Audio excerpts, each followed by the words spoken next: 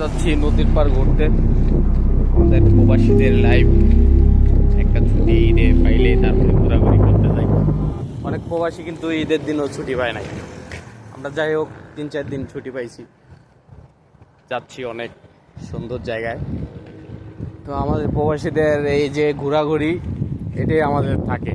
এছাড়া আমাদের ফ্যামিলির জন্য যা করতেছি পুরোটাই ফ্যামিলি পাচ্ছে।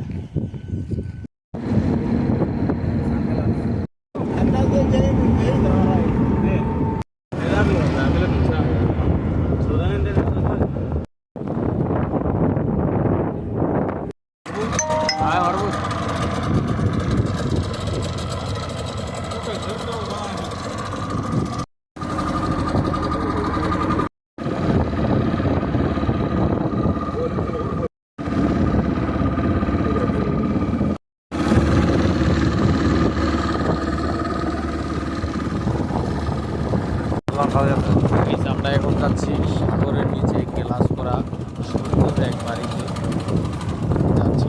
সাগরের স্টোরি দেখতে পারবো এবং এবং মাছ দেখতে পারবো একবারে সরাসরি। তো যাচ্ছি এখন এর ভিতরেই গ্লাস করা বাড়িটা। সাইড দিয়ে আছে, এটা হচ্ছে নীলনদ। নীলনদ 2 কালার পানি।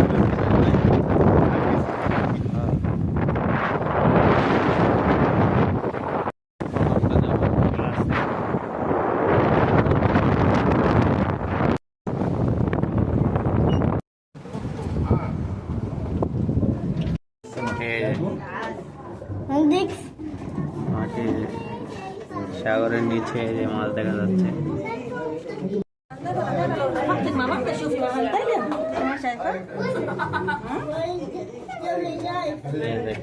বাস্তবে মাছ একদম পুরো সাগরের মাঝে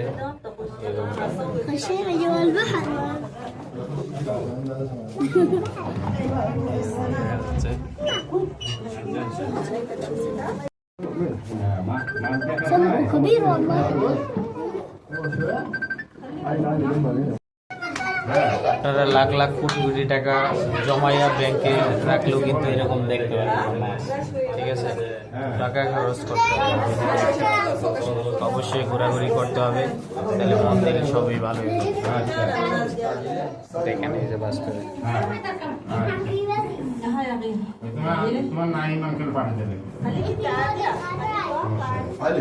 এই যে রুমটা এরকম ছোট্ট একটু রুম।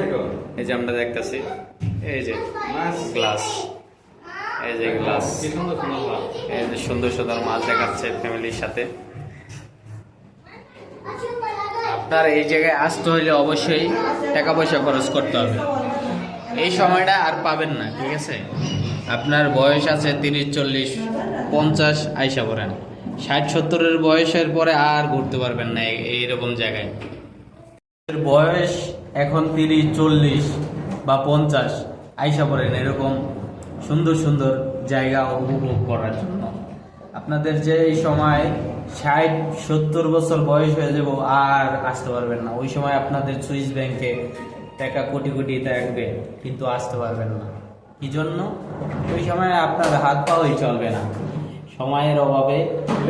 ওই সময় থাকবে কিন্তু আপনারা আসতে পারবেন না, কারণ ওই সময় আপনার শক্তি থাকবে না, টাকা থাকবে। আসে এখন আইসা পড়েন।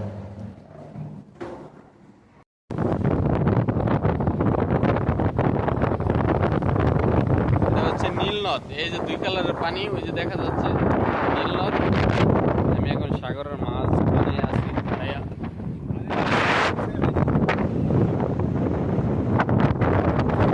সুদানের পথে